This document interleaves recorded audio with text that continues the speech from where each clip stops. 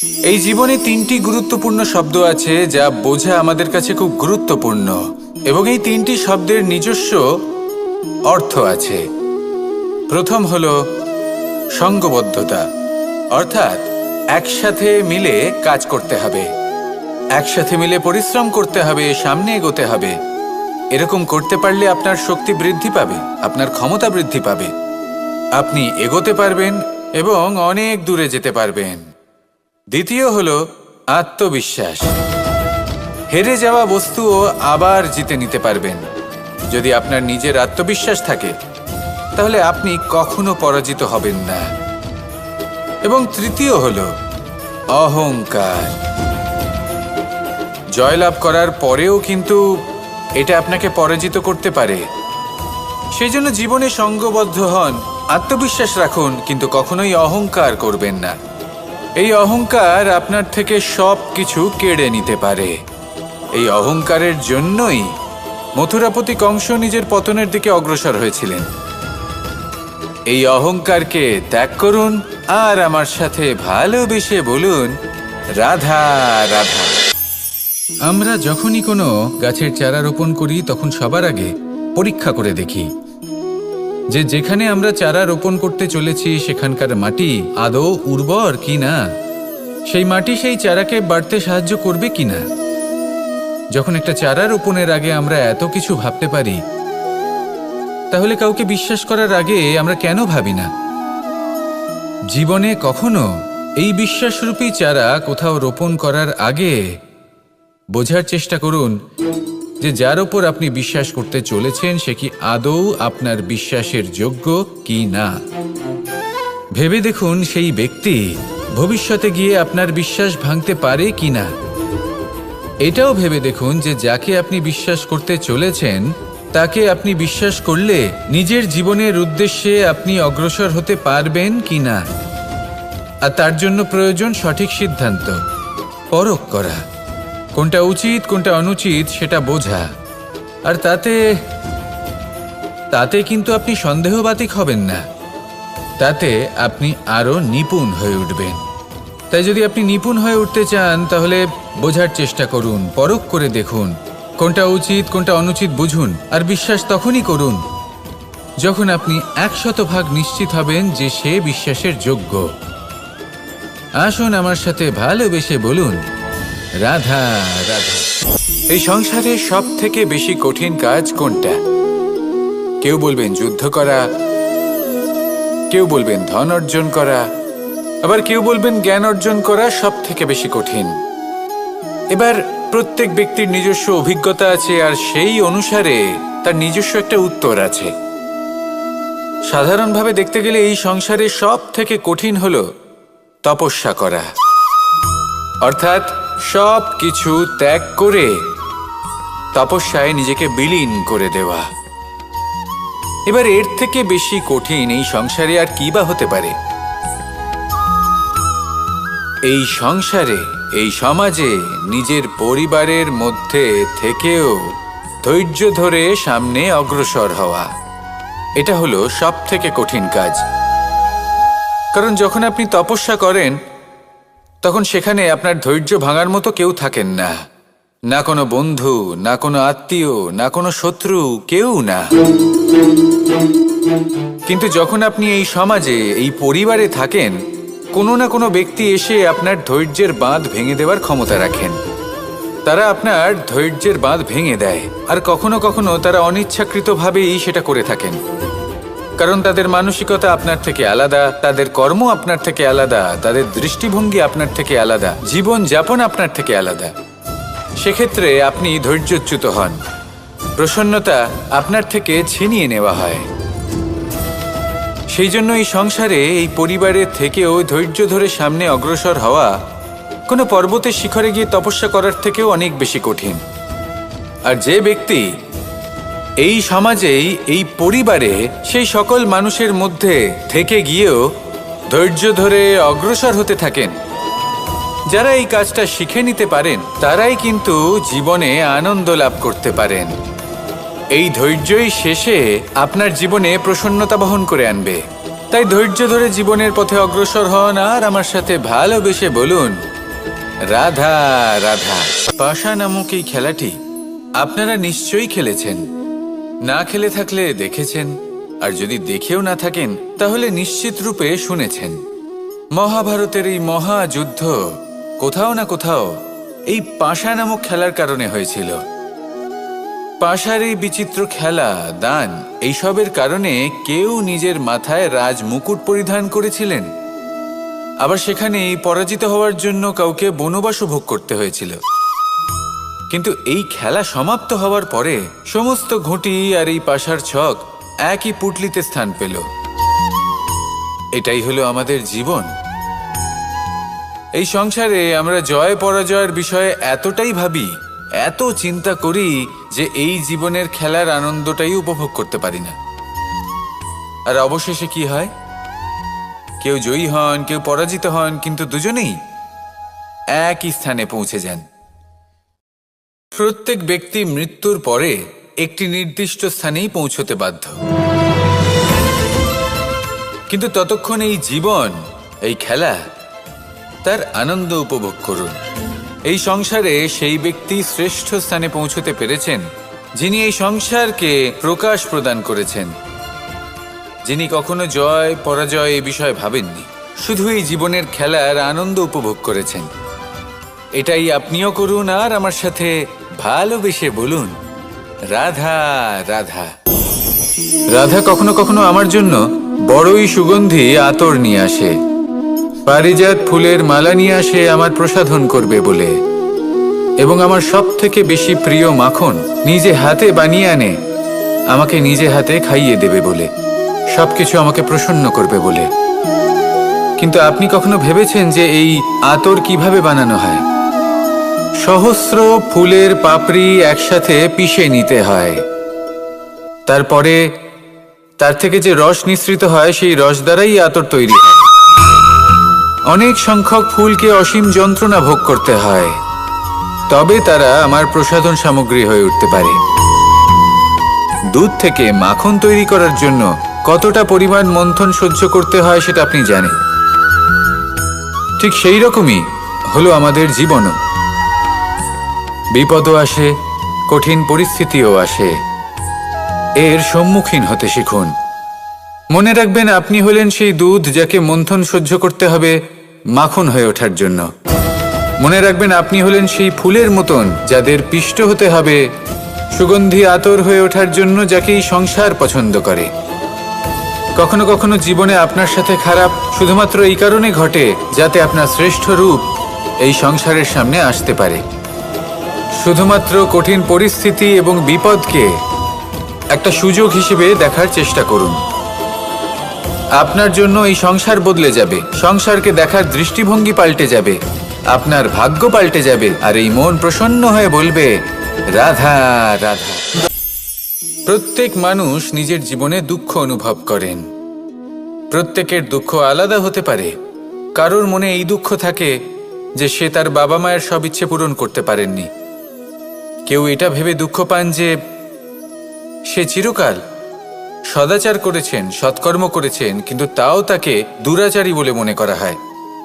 কেউ এটা ভেবেও দুঃখ পান যে তার সামনে যে ব্যক্তি রয়েছেন তার চোখে তিনি শত্রু হয়ে উঠেছেন বা দুষ্ট হয়ে উঠেছেন, যেখানে তিনি হয়তো কোনো অনুচিত কাজই করেননি। এবার এই সমস্ত বিষয় নিয়ে ভেবে নিজের ব্যক্তিত্ব নিয়ে সন্দেহ প্রকাশ করবেন না। যদি নিজের ব্যক্তিত্ব নিয়ে কোনো সন্দেহ থেকে থাকে তাহলে কর্ম সংক্রান্ত প্রশ্ন করুন যে আপনি যা করেছেন তাতে কি উচিত ছিল, কি অনুচিত ছিল। যেটা প্রয়োজন সেটা এটা বোঝার যে আপনার অন্তর্মন, আপনার বিবেক আপনাকে কি বলছে, আর আপনার অন্তর্মন আর আপনার বিবেক আপনাকে যেটা করতে বলবে শুধু সেটাই করুন। আর তারপরে এই সংসার কি বলবে, কি ভাববে সেসব নিয়ে ভাবতে যাবেন না, কারণ এই সংসার তো ঈশ্বরকেও প্রশ্ন করে থাকে, ঈশ্বরকেও দোষী মনে করে। কখনো কখনো যখন কোনো ঘটনা মানুষের ইচ্ছা অনুযায়ী ঘটে না, তখন মানুষ এটা বলে যে, হে ঈশ্বর, আপনি আমার পাশে থাকলেন না, আপনি বড়ই কঠোর, এটা আপনার দোষ। যেখানে বেশিরভাগ সময় হয়তো সে নিজেই নিজের কর্মফল ভোগ করছে। আর কখনো কখনো ঈশ্বর হয়তো তার জন্য আরো ভালো কোনো পরিকল্পনা করে রেখেছেন, কিন্তু মানুষ সেটা বুঝতে পারে না। তাই দিনের শেষে যেটা প্রয়োজন সেটা হলো নিজের মনের কথা বুঝতে হবে। আপনার বিবেক কি বলছে শুধু সেটাই করুন আর সামনে এগোতে থাকুন। আমার সাথে ভালোবেসে বলুন, রাধা রাধা। পরিবর্তন, এটা হলো সৃষ্টির অমূল্য নিয়ম। এই সংসারে সবকিছু সময়ান্তরে পরিবর্তিত হয়, এই সময়ও পরিবর্তিত হয়। পরিবর্তন চিরকাল হয়ে এসেছে আর চিরকাল হতে থাকবে, কিন্তু এবার আমরা সেই পরিবর্তন কিভাবে লাভ করব যেটা আমাদের প্রয়োজন, যেটা আমরা চাই। আমরা জীবনে বিকাশ চাই। এই বিকাশ কিভাবে লাভ করতে পারি? এই প্রকৃতি কিন্তু আমাদের অত্যন্ত উত্তম উদাহরণ দিয়ে বুঝিয়েছে। একটি বিন্দুর উদাহরণ দিয়েছে যা ভবিষ্যতে একটা বিশাল নদীর আকার ধারণ করে। এটা কিভাবে হয়? মেঘ থেকে একটি বিন্দু ঝরে পড়ে সেই পর্বতের ওপর যেখানে হিম আছে। সেই হিমের সংস্পর্শে আসা মাত্র সেই বিন্দুর সাথে আরও বেশ কিছু বিন্দু যুক্ত হয়। তারপর তারা অগ্রসর হয়, আরও কিছু বিন্দু যুক্ত হয়, আস্তে আস্তে একটা ক্ষীণ ধারার রূপ ধারণ করে এবং সেটাই ভবিষ্যতে আরও এগোতে থাকে। অনেকটা যাওয়ার পর যখন অনেক সংখ্যক বিন্দু একসাথে যুক্ত হয় তখন সেটা বিশাল নদীর আকার ধারণ করে। এবার আমরা মানুষ বলে আমাদের সাথে এই নিয়মের অন্যথা হয় তা নয়। আমরাও এই প্রকৃতির অংশ, আমাদের ক্ষেত্রেও একই নিয়ম প্রযোজ্য। যখন পরিশ্রম করে অনেক সংখ্যক বিন্দু আমরা একত্রিত করব তখনই পরিবর্তনের নদী প্রবাহিত হবে। প্রয়োজন হলো নিরন্তর পরিশ্রম করা এবং ধৈর্য ধরা। এটা করতে থাকুন, জীবনে সব কিছু লাভ করতে পারবেন, কারণ প্রকৃতি আমাদের এটাই শিখিয়েছে। আর আমরা এই ব্রহ্মরই একটি অংশ, যার দ্বারা এই ব্রহ্মাণ্ড নির্মিত। আসুন আমার সাথে ভালোবেসে বলুন, রাধা রাধা। কখনো এই প্রকৃতির দিকে তাকিয়ে থাকবেন।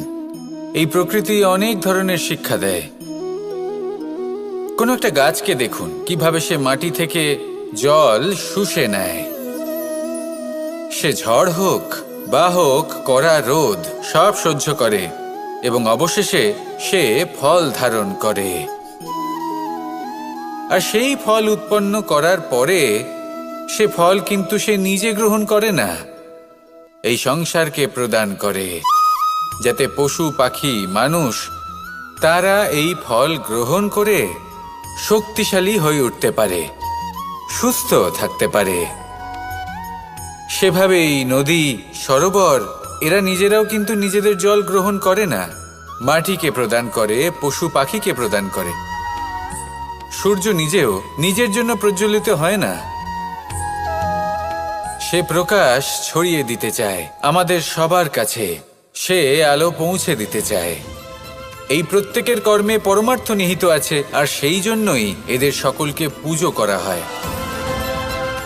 তাই মনে রাখবেন, আপনার কাছে জীবন যাপনের অতিরিক্ত যা কিছুই আছে তা পরমার্থের জন্য। তাহলে তার সদ্ব্যবহার করুন আর আমার সাথে ভালোবেসে বলুন, রাধা রাধা। আমরা প্রত্যেকেই অবশ্যই এমন সময় দেখেছি যখন অনেকগুলো সমস্যা একসাথে আমাদের জীবনে এসে পড়ে।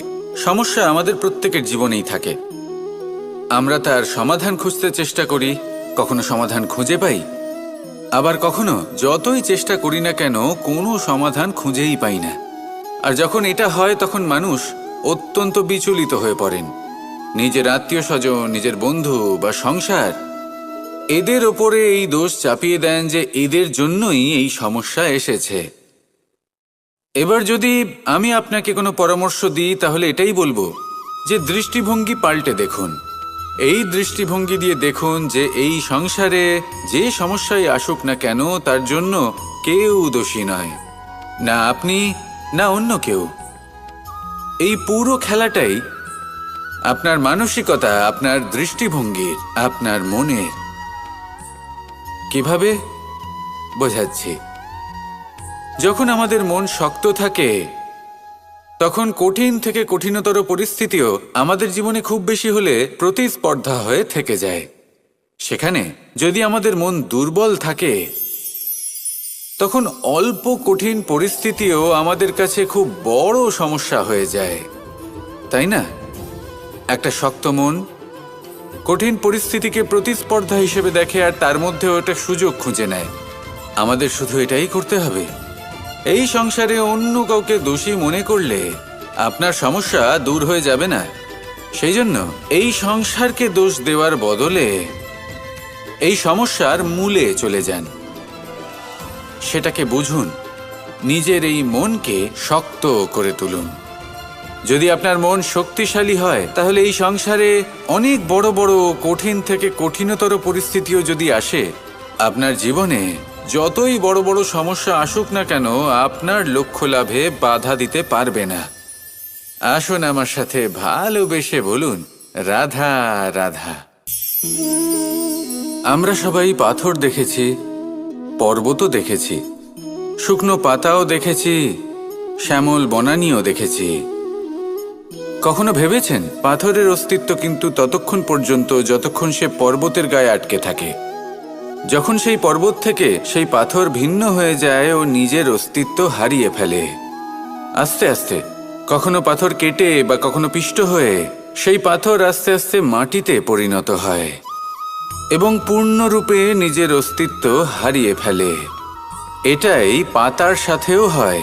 এই পাতা যতক্ষণ গাছের ডালের সাথে যুক্ত ততক্ষণ তার অস্তিত্ব থাকে। যখনই ডাল থেকে বিচ্ছিন্ন হয়, সেও নিজের অস্তিত্ব হারিয়ে ফেলে। আর এটাই আমাদের সাথেও হয়। যতক্ষণ আমরা নিজেদের আপনজনের সাথে যুক্ত থাকি, আমাদের অস্তিত্ব বজায় থাকে। যখন আপনজনদের সাথে সম্পর্ক ছিন্ন করি, তখন আমরাও আমাদের অস্তিত্ব হারিয়ে ফেলি। এবার এই সংসারের প্রত্যেক ব্যক্তি স্বতন্ত্র থাকতে চান, আর অনেক ব্যক্তি স্বতন্ত্র থাকবেন বলে আপনজনদের দূরে করে দেন আর তাদের সাথে এই সম্পর্ক ছিন্ন করেন। এটা কি সত্যি প্রয়োজন? আপনজনদের সাথে সম্পর্ক ছিন্ন করে নিজের অস্তিত্ব হারিয়ে ফেলা প্রয়োজনীয়, নাকি আপনজনদের সাথে সম্পর্ক বজায় রেখে নিজেদের স্বতন্ত্র করে রাখা সেটা আবশ্যক? নির্বাচন আপনারই। আসুন আমার সাথে ভালোবেসে বলুন, রাধা রাধা। আপনি কি কখনো নৌকা যাত্রা করেছেন? করে না থাকলেও নিশ্চয়ই দেখেছেন যে এই জল যা নিজের অন্তরে সব কিছু সমাহিত করে নিতে পারে, এই নৌকা সেই জলের ওপরেই ভেসে থাকে। নদীর স্রোত কাটিয়ে সে সামনে অগ্রসর হয়। কিন্তু যদি এই নৌকায় কোনো ছিদ্র হয়, তাহলে কিন্তু সেই নৌকা ডুবে যাবে। আর এতে কোনো তফাৎ হবে না যে সেই ছিদ্র ছোট নাকি বড়, নৌকা ডুবে যাবে। এই ছিদ্র হলো আমাদের জীবনে আমাদের অপগুণ, আমাদের দোষ, আমাদের বিকার। কখনো এটা ভাববেন না যে এই দোষ খুবই ছোট, এতে কিছুই যাবে আসবে না। না, সেই ছোট দোষ, সেই ছোট বিকার যদি সেটাকে শুধরে না নেন, তাহলে সেটা আপনাকে আপনার পতনের দিকে নিয়ে যাবে। শেষ পর্যন্ত এটা আপনার ওপর নির্ভরশীল যে আপনি কি চান। আপনার জীবনের এই নৌকা এভাবেই ডুবে যেতে দেখবেন, নাকি নিজেকে শুধরে নিয়ে সেই নৌকার সেই ছিদ্রটাকে ভরিয়ে তুলতে চাইবেন? নির্বাচন আপনার।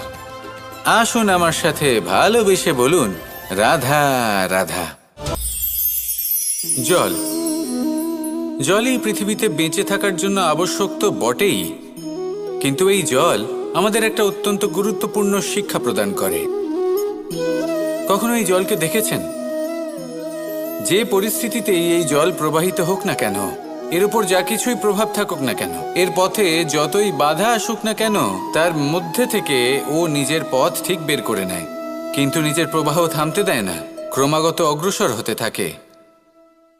সেরকমই একটা শিক্ষা যেটা আমরা জল থেকে পেয়ে থাকি, তা হলো এটা: আমরা যখন জলের দিকে তাকাই, তখন আমরা নিজের প্রতিবিম্ব দেখি, স্পষ্টভাবে দেখতে পাই।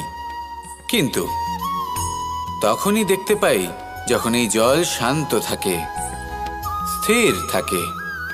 যদি এই জল অশান্ত হয়ে থাকে, স্থির না হয়, তাহলে আমরা এতে নিজের প্রতিবিম্ব দেখতে পাই না। এটাই আমাদের মনের সাথেও হয়ে থাকে। যখনই জীবনে কোনো সংকট আসে, যদি আমরা শান্ত মনে, স্থির মনে সিদ্ধান্ত নিই, তাহলে সেটা এমন একটা শীতল সিদ্ধান্ত হবে যেটা আমাদের ভবিষ্যৎকে একটা শ্রেষ্ঠ স্থানে নিয়ে যাবে। যদি এই মন অশান্ত হয়, বিচলিত হয়, পীড়িত হয়, দুঃখিত হয়ে থাকে, রুষ্ট হয়ে থাকে, তাহলে অনেক সময় আমরা এমন সিদ্ধান্ত নিই যেটা আমাদের জন্য অনুচিত প্রমাণিত হয়। যখন আপনি ক্রুদ্ধ ছিলেন বা দুঃখের বশে ছিলেন, তখন অনেক সময় হয়তো এমন সিদ্ধান্ত নিয়েছেন যেটার জন্য ভবিষ্যতে আপনি অনুশোচনা করেছেন। এবার দেখুন, এই আবেগগুলো থেকে আমরা পালাতে পারবো না, কিন্তু এই আবেগগুলো আপনার উপর কতটা প্রভাব ফেলবে সেটা আমরা অবশ্যই ঠিক করতে পারি। এই মনকে আমরা নিয়ন্ত্রণ করতে পারি। এটাই করুন, চিন্তা করুন, এই মনকে শান্ত রাখুন, স্থির হতে চেষ্টা করুন, আর তারপরে সিদ্ধান্ত নিন। আসুন আমার সাথে ভালোবেসে বলুন, রাধা রাধা। এই সংসারে ভৌতিক বস্তুরও নিয়তি আছে। যারাই এই সংসারে আসে বা উৎপন্ন হয়, তারা কিছুমাত্র সময় পর্যন্তই এখানে থাকতে পারে, আর তারপরে সেও লুপ্ত হয়ে যায়, অর্থাৎ সে নিজেও এই পঞ্চমহাভূতে সমাহিত হয়ে যায়। আমাদের সাথেও ঠিক এটাই হয়। সেই জন্যই ঈশ্বর দ্বারা প্রদত্ত এই উপহারের বিষয়ে ভাবুন, এই জীবনের বিষয়ে ভাবুন। ঠিক যেমন বিশ্বাস ভঙ্গ হলে কোনো ব্যক্তি আমাদের কাছে অপরিচিত হয়ে যান, ঠিক সেরকমই শেষ নিঃশ্বাস ত্যাগের পর এই শরীরও আমাদের কাছে পরই হয়ে যায়। তাই এই শরীর থাকাকালীন শ্রেষ্ঠভাবে একে সদ্ব্যবহার করুন, এই জীবনে শ্রেষ্ঠ কর্ম করুন। আর এই জীবনকে শ্রেষ্ঠভাবে যাপন করার জন্য কিছু কথা বোঝা প্রয়োজনীয়। যদি আপনি কারোর প্রশংসা করেন, তাহলে পূর্ণ হৃদয় দিয়ে করুন। যদি আপনি হস্তক্ষেপ করে থাকেন, তাহলে মস্তিষ্ক দ্বারা করুন। যদি আপনি সমীক্ষা করেন, তাহলে বিবেক দ্বারা করুন। যদি আপনি ধন অর্জন করতে চান, তাহলে নীতি অনুসারে চলুন। যদি জীবনযাপন করতে চান, তাহলে রীতি মেনে করুন। আর যদি ঈশ্বরের ভজন করতে চান, তাহলে ভক্তিভাব নিয়ে করুন। শুধু এই কথা মনে রাখবেন যে আপনার এই জীবন কিন্তু অনিশ্চিত কাল পর্যন্তই আছে। কতক্ষণ আছে সেটা কেউ জানে না। তাই কিছু মুহূর্ত যেটা যাপন করতে আমরা এখানে এসেছি, সেখানে ক্রোধ, অহংকার, ঈর্ষা, এইসব আবেগের কি গুরুত্ব বলুন তো? এগুলো ত্যাগ করুন। মানুষকে ক্ষমা করতে শিখুন, আস্তে আস্তে বিশ্বাস করতে শিখুন। এই সংসারে নিঃস্বার্থভাবে প্রেম করতে শিখুন, আর সবার মধ্যে আনন্দ বিতরণ করুন। তাই এই সব গুণ যদি আপনি আত্মসাৎ করতে পারেন, তাহলে আপনার জীবনে শুধু আনন্দ এবং আনন্দই বিরাজমান হবে। আসুন আমার সাথে ভালোবেসে বলুন, রাধা রাধা রাধা রাধা রাধা রাধা। ধর্মরথের 4টি অশ্ব চালানোর জন্য যিনি সারথি হবেন, তার যে 4টি গুণ থাকা প্রয়োজন, সেই সমস্ত গুণ অর্জুনের মধ্যে উপস্থিত রয়েছে। কর্মের শক্তি রয়েছে, ধর্মের প্রতি আসক্তি রয়েছে, জ্ঞানের অভিব্যক্তি রয়েছে এবং সমর্পণের ভক্তি রয়েছে। নিশ্চিত রূপে ধর্মরথে সারথি হবার জন্য অর্জুনই সব থেকে যোগ্য। আর ও শুধুমাত্র দ্রৌপদীর স্বামীই হবে না, ইতিহাসে কুরুবংশের রাজকুমার বা ইন্দ্রপুত্রের নামেই শুধু পরিচিত হবে না, বরং অর্জুনই স্বয়ং ইতিহাস রচনা করবে। অর্জুনই হবে কৃষ্ণ সারথি, যত্র যোগেশ্বর কৃষ্ণ তত্র পার্থ ধনুর্ধর। তাহলে আসুন আর আমার সাথে ভালোবেসে বলুন, রাধা রাধা।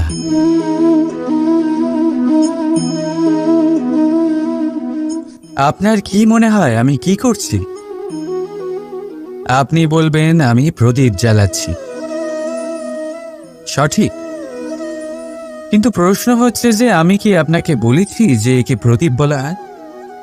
না।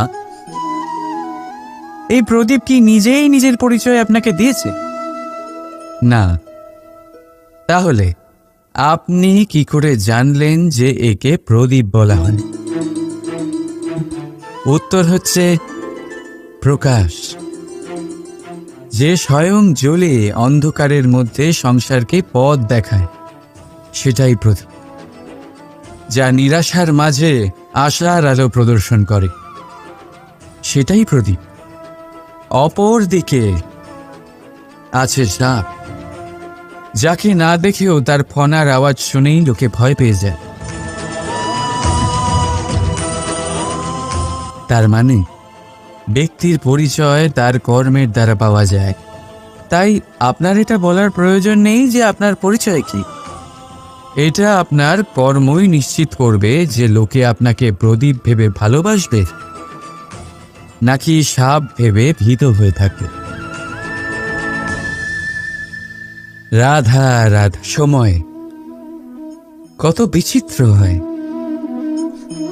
সময় আমাদের পক্ষে থাকলে আমরা নিজেদের রাজা মনে করে নিই, আর সেই সময় যদি বিপক্ষে চলে যায় তাহলে নিঃস্ব হতে সময় লাগে না। তাই মানুষের একটা অভ্যেস আছে, খারাপ সময়ের জন্য কিছু সঞ্চয় করা। আত্মীয়, বন্ধু খারাপ সময় পাশ থেকে সরে যায়। যশ, মান প্রতিকূল সময় চিরস্থায়ী হয় না। তাই মানুষ মনে করে অর্থ সঞ্চয় করাই শ্রেয়। অর্থের কোনো হৃদয় নেই যা সময়ের সাথে পরিবর্তিত হবে। সংসার বলে সর্বদা অর্থ সঞ্চয় করতে থাকো। খারাপ সময় অবশ্যই কাজে লাগবে, কিন্তু আমি বলবো শুভ কর্ম করতে থাকুন, আনন্দে থাকুন, নিজের ওপর আর ঈশ্বরের ওপরে বিশ্বাস রাখুন। খারাপ সময় কখনো আসবেই না। রাধা রাধা। প্রকৃতি মানুষকে এক বিশেষ শক্তি দিয়েছে, অন্য জীবের থেকে বেশি শক্তি দিয়েছে। স্মরণ শক্তি। এই শক্তি মানুষকে অন্য জীবের থেকে ভিন্ন করে, ইতিহাস রচনা করার প্রেরণা দেয়, জ্ঞানকে বংশানুক্রমে এগিয়েও নিয়ে যায়। আর যারা ভুলে যান, অধিকাংশ সময় তারা উপহাস আর দয়ার পাত্র হয়ে যান। কিন্তু এটাই কি প্রকৃত রূপে সত্য? না। এই স্মরণ শক্তি মানুষের বিকাশের সব থেকে বড় বাধা হয়ে দাঁড়ায়। তার মনকে দূষিত করে দেয়। খারাপ অভিজ্ঞতা, কারোর করা বিশ্বাসঘাতকতা, কারোর কটাক্ষ বেশিরভাগ মানুষই ভুলতে পারেন না, আর তারপর প্রতিশোধ নিতে উদ্যত হন। প্রথমে সময় নষ্ট করেন প্রতিশোধের প্রস্তুতিতে, আর তারপর সময় নষ্ট করেন প্রতিশোধ নেওয়ার সুযোগ খুঁজতে।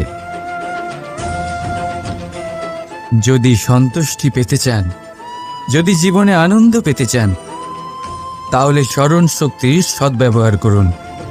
নিজের স্মরণ শক্তিকে চালনা করুন শুধুমাত্র ভালো কথা আর ভালো স্মৃতির দিকে। জীবনে আনন্দ পাবে। রাধা রাধা। মানুষ নিজের পরিবারের জন্য কত কিছুই না করে, দিন রাত পরিশ্রম করতে থাকে যাতে তার পরিবারের প্রয়োজন পূরণের জন্য অর্থ রোজগার করতে পারে। কিন্তু শুধু অর্থ রোজগার করাটাই কি যথেষ্ট? আপনি বলবেন, হ্যাঁ নিশ্চয়ই, অর্থ দিয়ে সব কিছু পাওয়া যায়, বিদ্যা পাওয়া যায়, বাড়ি পাওয়া যায়, ওষুধ পাওয়া যায়, আর কত কিছুই না পাওয়া যায়। এইসব একটা পর্যায় পর্যন্ত সঠিক, কিন্তু একটু মন দিয়ে ভেবে দেখুন, যখন কোনো শিশু অসুস্থ হয়ে পড়ে তখন সে ওই তিক্ত ওষুধ কেন খেয়ে নেয়? এই জন্য কারণ ওর পিতা সেই ওষুধ অর্থ দিয়ে কিনেছে?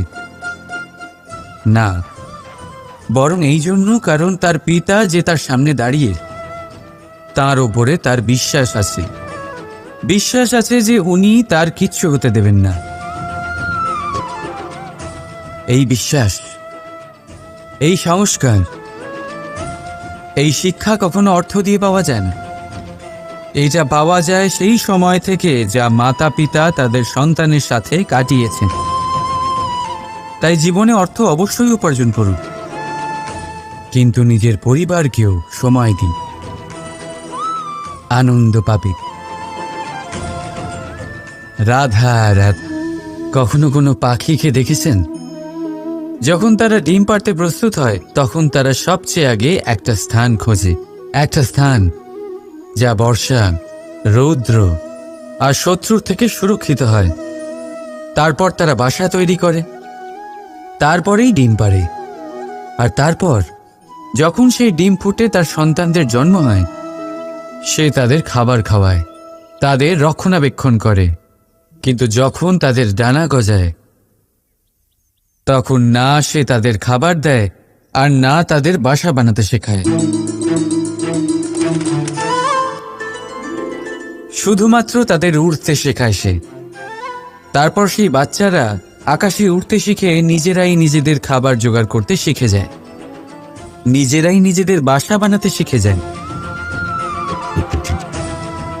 আর আমরা মানুষেরা কি করি? আমাদের সন্তান বড় হয়ে যাওয়া সত্ত্বেও তাদের নিয়ে সর্বদা দুশ্চিন্তা করি।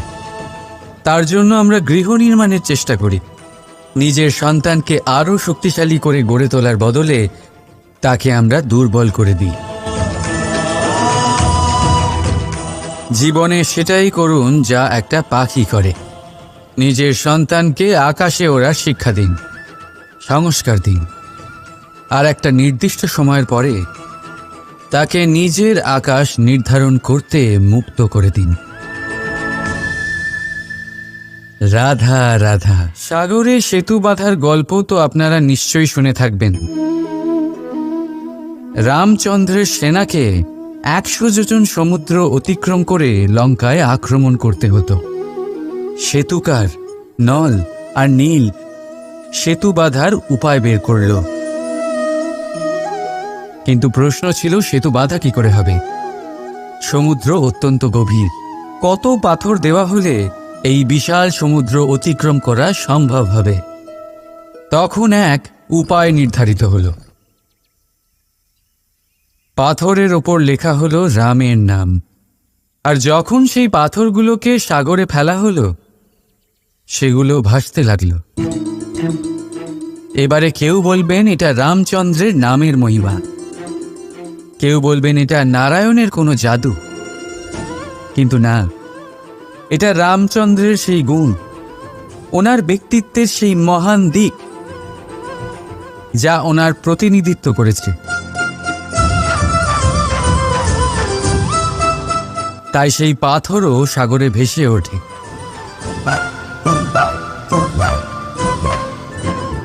ঠিক সেইভাবেই যেখানে আমরা থাকি না, সেখানে আমাদের গুণ আমাদের প্রতিনিধিত্ব করে। আমাদের নামের শক্তি আমরা নিজেরাই তৈরি করি, আমাদের কর্ম দিয়ে, আমাদের গুণ দিয়ে। এবার সিদ্ধান্ত আপনার যে আপনার নামের সাহায্যে কেউ বিপদ থেকে উদ্ধার হবে, নাকি আপনার দুষ্কর্মের ফলে কেউ ডুবে যাবে। ভালো করে ভেবে দেখুন। রাধা রাধা। আমাদের জীবনে গুরুজনেরা, জ্ঞানী মানুষজন সবসময় একটা কথা বলেন, ধৈর্য ধরো। শুধুমাত্র দুটো শব্দ, কিন্তু কতটা বিশাল সেটা বোঝার চেষ্টা করুন। ছোট একটা অস্ত্র হাতে নিন এবং একটা বিশাল পর্বতে নিরন্তর প্রহার করতে থাকুন। ধৈর্য ধরে সেই কাজ করতে থাকুন। এমন একদিন আসবে, এই বিশাল পর্বতে আপনি একটা পথ তৈরি করবেন। কোনো ধনুর্ধর যখন নিজের বিদ্যা অর্জন করেন, তখন তাকেও ধৈর্য ধরতে হয়, তার নিজেকে সময় দিতে হয়, তবেই সে ধনুর্বিদ্যা শিখতে পারে। সেইভাবে আমাদের জীবনেও ধৈর্য ধরার খুব প্রয়োজন। পরিবারে ধৈর্য রাখতে পারলে তাহলে আস্তে আস্তে দেখবেন প্রেম বৃদ্ধি পাচ্ছে। সমাজে যদি ধৈর্য রাখতে পারেন, তাহলে আস্তে আস্তে এই সমাজ আপনাকে সম্মান করবে। যদি নিজের জীবনে ধৈর্য রাখতে পারেন তাহলে নিজে থেকেই আত্মবিশ্বাস বাড়বে, নিজের বিকাশ হবে। জীবনে সবই সম্ভব যদি ধৈর্য রাখতে পারেন। হয়তো আস্তে আস্তে হবে, কিন্তু হবে অবশ্যই। শুধু ধৈর্য রাখুন, কারণ ধৈর্যই সব থেকে বড় পুঁজি। আসুন আর আমার সাথে ভালোবেসে বলুন, রাধা রাধা। আমাদের জীবনে যখনই আমরা কোনো বড় দায়িত্বের সম্মুখীন হই, তখন আমরা তার থেকে দূরে পালাই আর এই অজুহাত দিই যে না না, এত বেশি ভার বহন করার যোগ্যতা আমার নেই, আমি করতেই পারবো না। দেখুন, এই সংসারে ভিন্ন ভিন্ন ধরনের গাছ আছে, ছোট গাছ, বড় গাছ, কিন্তু বটগাছের মতো বড় এবং নিবিড় গাছ আর একটাও নেই। সে নিঃস্বার্থভাবে এই সংসারকে সেবা করে যায়, ছায়া প্রদান করে, শীতলতা প্রদান করে। আর যখন এমন সময় আসে যখন তার ওপর বোঝা অত্যন্ত বেড়ে যায়, সে কিন্তু কোনোভাবেই ভেঙে পড়ে না। তখন সে নিজের নিঃস্বার্থ কর্মের ফল লাভ করে, সেই নিঃস্বার্থ কর্ম যা সে করেছে। তার দেহ থেকে ছোট ছোট ঝুড়ি বার হয় এবং তা কাণ্ডের আকার ধারণ করে। সেই কাণ্ড মাটির কাছে পৌঁছয় এবং তারপর তা বটগাছের সহায়ক হয়ে ওঠে। সে ভেঙে পড়ে যায় না। এইভাবে আপনিও জীবনে নিঃস্বার্থভাবে সবার সেবা করুন, ভালোবাসুন, সবাইকে সাহায্য করুন। যেদিন আপনার ওপর বোঝা অত্যন্ত বেড়ে যাবে, সেদিন এই সব মানুষ আপনাকে সাহায্য করার জন্য আসবেন, আপনার শক্তি হয়ে উঠবেন। আর আপনি বটগাছের মতোই মহান এবং বিশাল হয়ে উঠবেন। আসুন আর আমার সাথে ভালোবেসে বলুন, রাধা রাধা। একটা শব্দ আছে, পরিস্থিতি। অনেক মানুষের মুখে আমরা এই শব্দ শুনি। জীবনে যখন অসফল হয়ে দুঃখ আসে, সংকট আসে, কোনো বিপদ ঘনিয়ে আসে, তখন সমস্ত দোষ আমরা পরিস্থিতির ওপর চাপিয়ে দিই। আর দেখতে গেলে কোথাও না কোথাও ঠিকই করি। এই পরিস্থিতি প্রত্যেক দিনের মতো পাল্টাতে থাকে, কিন্তু এই দিন, এই রাত, এমন কেউ আছেন যিনি এর উপরেও নিয়ন্ত্রণ সাধন করেন, আর তিনি হলেন সূর্য। ঠিক সেই রকমই আমাদের জীবনেও সূর্য হলো এই মন। যদি এই মনের উপর আমরা নিয়ন্ত্রণ করতে পারি, তাহলে আমরা জীবনকেও নিয়ন্ত্রণ করতে পারবো। প্রথমে এই মনের রাজা হয়ে উঠতে হবে।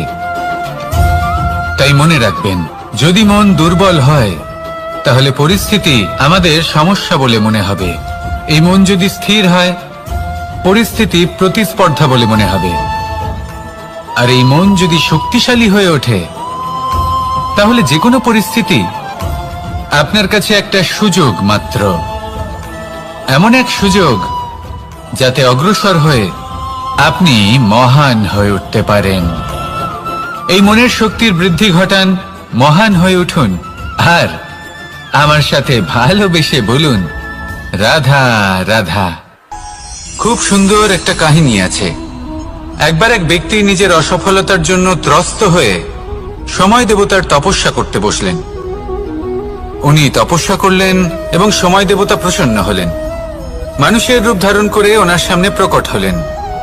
এবার সেই ব্যক্তি ওনাকে জিজ্ঞেস করলেন যে কি এমন আছে যার জন্য আপনি বারবার জয়ী হন আর আমি চিরকাল পরাজিত হয়ে থাকি? কেন এত পরিশ্রম করা সত্ত্বেও আমি সাফল্য লাভ করতে পারি না?